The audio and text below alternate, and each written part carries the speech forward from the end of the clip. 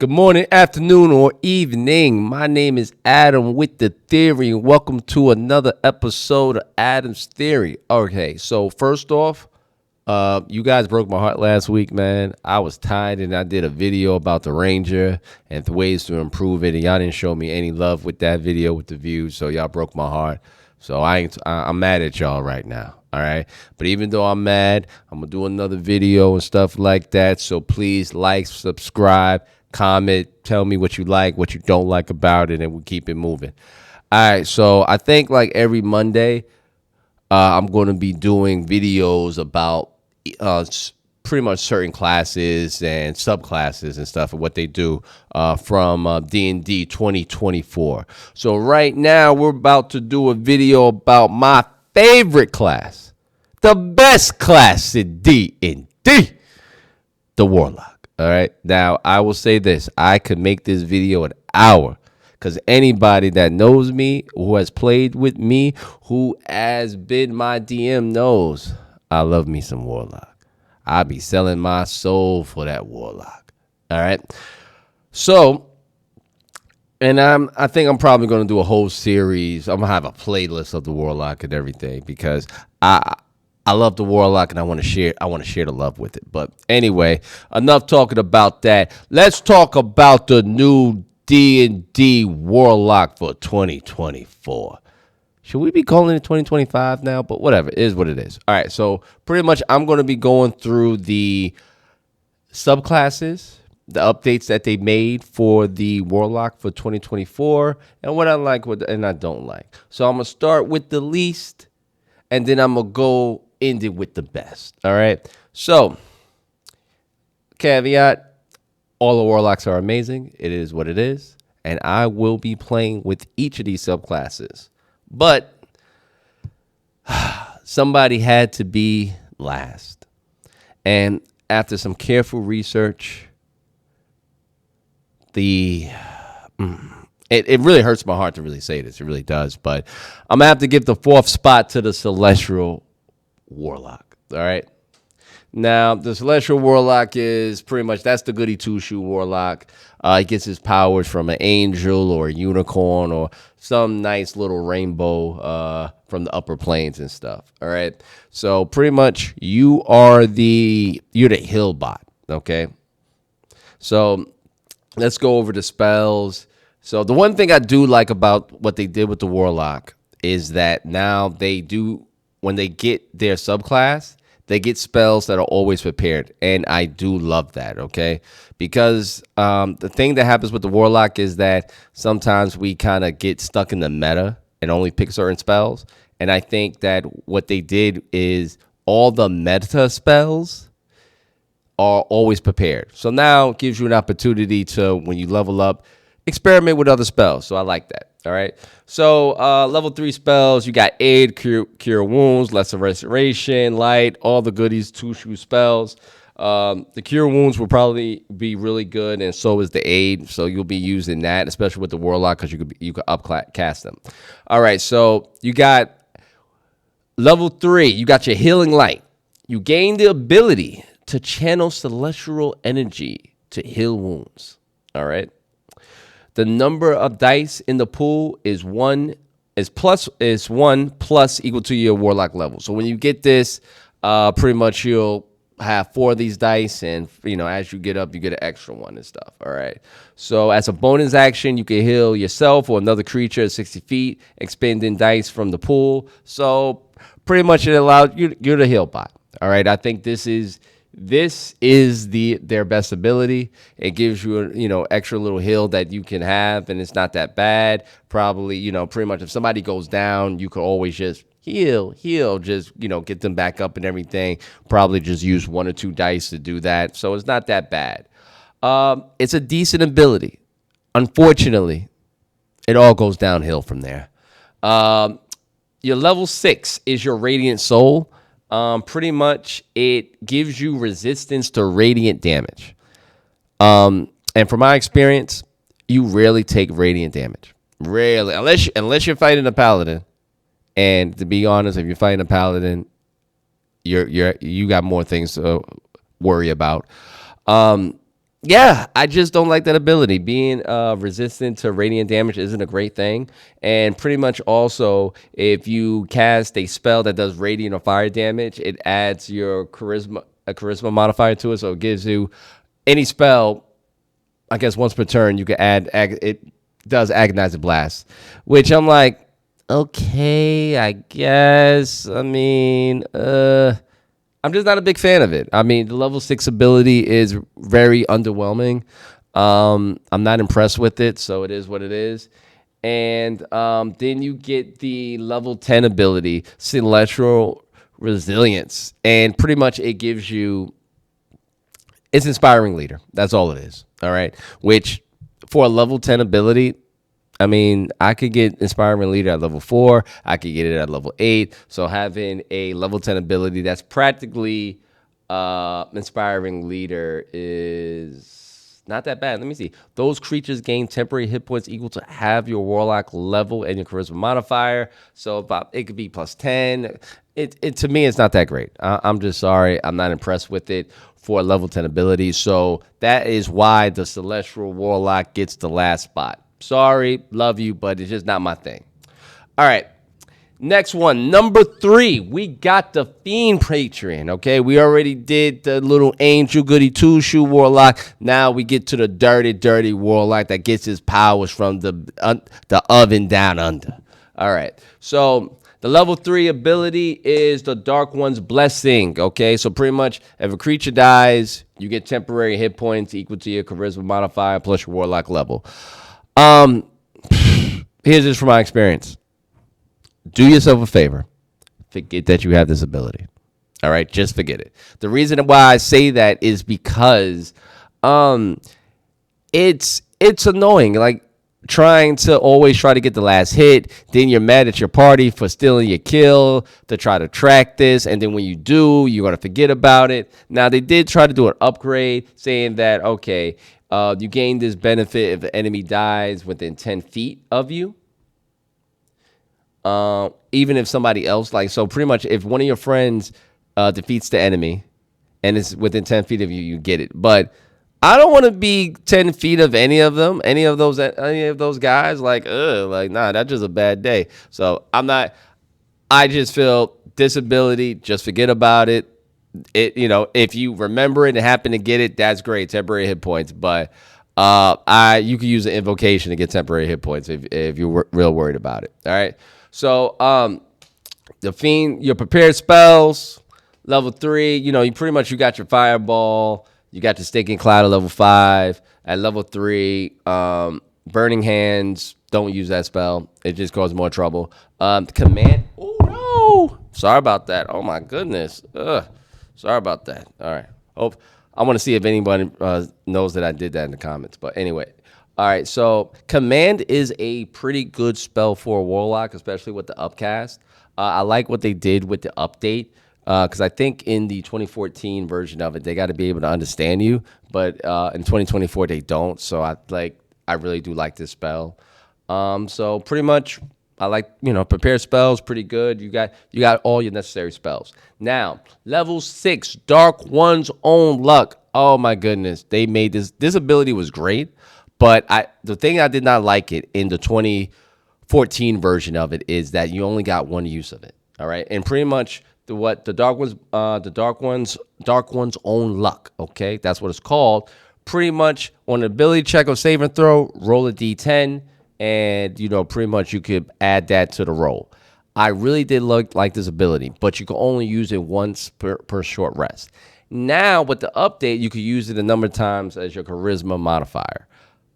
That's great. At level 6, it should be at 4, at least 4 to 5. So being able to do this 4 to 5 times is pretty good. And pretty much you get it back at a long rest. It's good. 4 times, really good, especially for the save and throws. It's great for the save and throws. It's great for if you need to make an ability check, persuasion, or stealth, whatever. I like this ability. Great. Mwah. This is the reason why it's number 3. I like this ability. All right. The Fiendish Resilience, and that is at level 10. Pretty much choose one damage type. So pretty much you wake up, you choose the damage type, whatever. And when you finish a long or short rest, which is pretty good and stuff, you can choose to have resistance to it. If you know what you're going into, this is good. If you're playing like a campaign like Ramen of Frost Mating, ice, give resistance to ice damage, really good. If you're going in, a place where it's going to be a lot of fire giants, whatever, fire damage, play Underdark, poison. So it's not that bad. It's a level 10. So you I think your level 10 abilities, you kind of want something that's a little bit more in my personal opinion, because you're not going to get to level 14. I mean, you hopefully get to level 10, but it is what it is. So I got that one at number 3. The next one is number 2 is the Great Old One Patron. Oh man, this was my. I'm not gonna say it's my favorite. It's not. Is it my? Nah, it's not my favorite. But this subclass is very, very good. Very good. Very good. Oh my goodness. I can't wait to actually play this. So pretty much level 3, Awakened Mind. Now, I understand that some people are going to think that this ability isn't that good, but let me go and explain, all right? Pretty much, you can choose a creature in 30 feet, and you could telepathically talk to it. I want you to understand how great this ability is, because you are a charisma-based character, all right? So your persuasion and deception, that is your bread and butter. You're not as good as a bard, but hey, you're there. The only thing that can stop you is if you can't talk to them. And you know how much it sucks and everything when the DM asks you, hey, what language do you speak? And you're like, oh, well, I speak elf and orc and halfling. Like, oh, yeah, don't understand you. So with this ability, I don't got that problem no more. It's like when the DM asks me what language the creature speak, what language I speak, I'm like, I don't care. There, good. So pretty much, I like that. So I like that ability to be able to kind of go and talk to whoever need to talk to. The spells, great spells. Got Detect Thoughts, Tasha Hideous Laughter, Confusion. You got all the good spells like that. You also got another level 3 spell ability where pretty much you could change. If you do a Warlock spell, you could change the damage type to Psychic, which ain't that bad. I like that. I'll rock with that.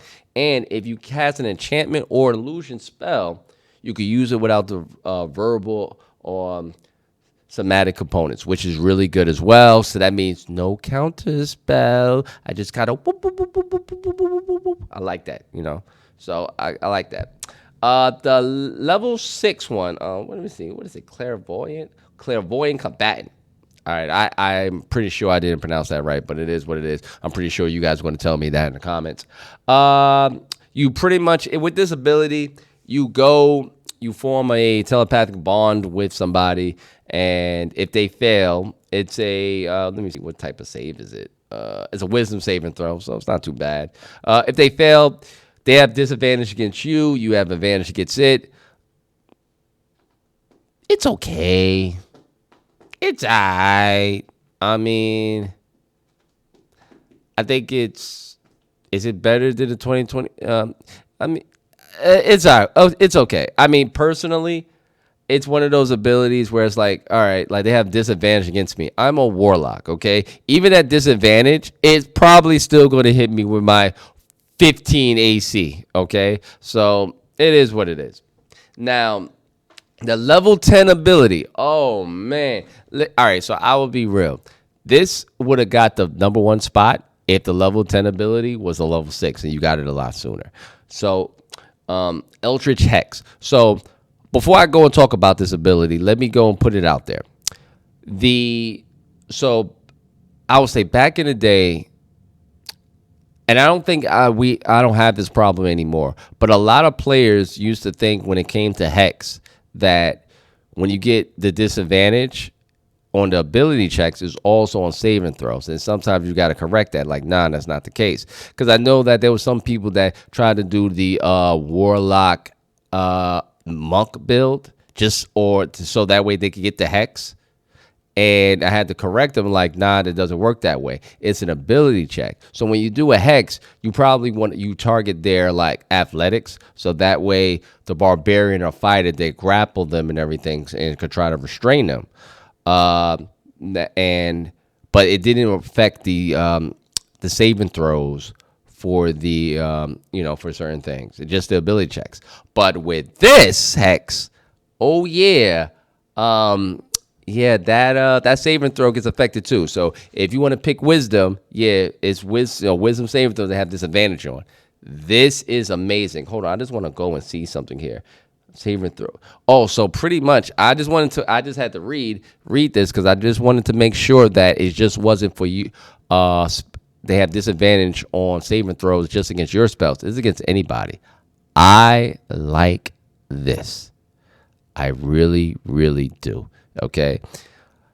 It's so good. It is so good. If this was the level 6 ability, this will probably be the best subclass. But because you're getting it so late, you may not even get a chance to actually really use it unless, you're playing a one shot or your DM wants to start you at a higher level and stuff. So, but this is number 2. And number 1, the Warlock that gets the number 1 spot. Oh, I went too close to the mic. The number 1 spot, the Warlock. He is the champion of the subclasses so far for the Warlock, and that is the Archfey Warlock. Oh, my goodness. How did this Warlock get out of playtesting? Oh, my goodness. All right, so let me just let you know. I don't even care about the spells. The spells don't even matter to me, all right? You get sleep, blah, blah, blah, fairy touch, invisibility. It doesn't matter. The level 3 ability, Step of the Fae. First off, you get free Misty Step. All right? You know how many free Misty Steps you get in this subclass? Up to your charisma modifier. So pretty much you're going to have 4 to 5 free uses of Misty Step, plus the Misty Step that you already have. You're just zoop, zoop, zoop. Misty Step, I think when it comes to level 2 spells, I think Misty Step is top 5 in those spells. And I think I'm going to do a video of the top 5 spells of each level. But Misty Step is top 5 level 2 spells. It is what it is. And you get it for free. Now, that is already crazy. But now, what? Let me see what else you get. When you do the Misty Step, you could teleport and get like, hey, I teleport D10 temporary hit points. You get that. Or you can go and everything and force all the creatures around you to make a, that's 5 feet from where you teleported from. They have to make a saving throw, wisdom, of course. And they have disadvantage on attacks against creatures other than you. I'll probably take the temporary hit points because DMs are people too, and they could be a little vindictive. And if they know that, oh, well, if you have disadvantage on anyone but me, they're going to attack you. It is what it is. All right. So then you got level 6, the Misty Escape. You can cast Misty Step as a reaction. Amazing, amazing, especially when you have characters like, oh, I got multi-attack. Misty Step. All right, cool. I Misty Step 30 feet above over there and everything. So leave me alone. Love that ability. Also, with it, when you do Misty Step, now you could turn invisible. You got the invisible condition, even better. And you get the Dreadful Step. So now, any place that you left, now they got to make another wisdom save or take 2d10 psychic damage. This is on top of your level 3. So they're really making this Misty Step really, really crazy. All right. The level 10 is Begulling. Anyway, the level 10 ability, it's okay. I mean, it's okay. I mean, pretty much you're immune to the charm condition. Yay, at level 10, I guess. Cool. In addition, you know what? It doesn't even matter about the level 10. I'll be honest with you. It doesn't matter, okay? Because you're not even going to really want to use it. It's all about the level 3 and 6. They've taken one ability, one spell, and they pretty much devoted a whole subclass for the Misty Step ability. You will become the most annoying character in the party with the Misty Steps and stuff like that. All right. I love this ability. I really do. The level 3 and 6 abilities are amazing and stuff. So pretty much you're going to use the best abilities in most of your games, because most games go to, like, I would say they end around 7 or 8. So I love this ability and everything. So the champion is the Archfey Patriot. That's the champ. Second place goes to the Great Old One Patron. The third one goes to the Fiendish Warlock. And last, unfortunately, but not least, the Celestial. All right. So please tell me how you like my rankings. Okay. Do you think it's good? Do you think I probably did something wrong? Please show me love. Like, subscribe. And once again, thank you very much for showing me love in all my videos. I definitely do appreciate it, and hope to talk to you soon. Later.